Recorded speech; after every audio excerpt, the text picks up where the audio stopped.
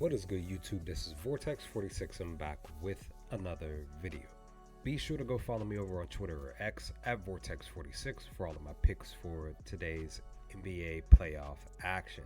Yeah, guys, we went 1-1 on the two lock picks for yesterday.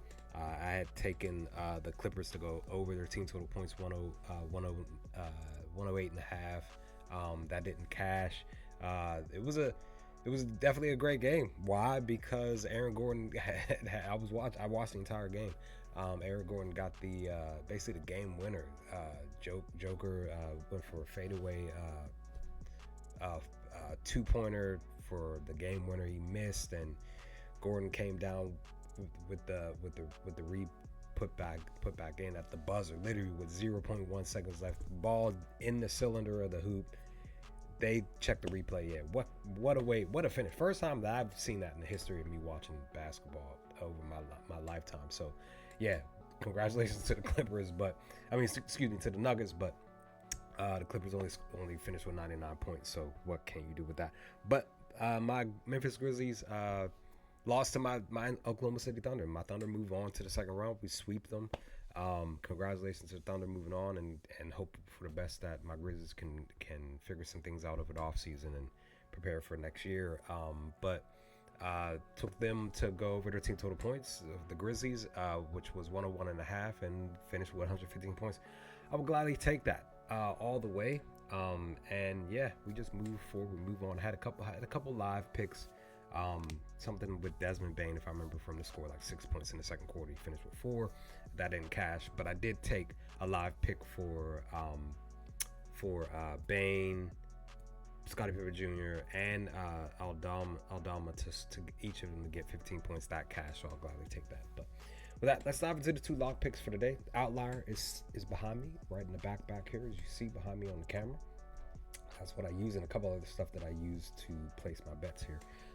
So I'm going to be looking to do something a little bit more differently here, because again, I like to take risks here on the channel. As I always say, I do, if you're really paying attention, I do some bets that are similar or the same sometimes, but I always look for other stuff that is different, but you can still take and pick stuff from a sports book. So this is what I'm going to be doing for the two first games here.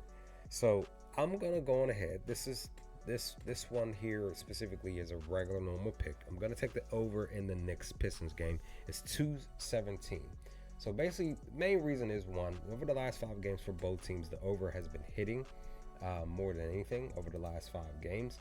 When we look at this specifically, the Knicks over the last 5 games, they're 2-1 when it's pertaining to the over here. And if you're really looking at the number itself, they're 3-2 to the over, so 3-1 really over the last 4 games, to be honest. While Detroit, they're actually 3-1-1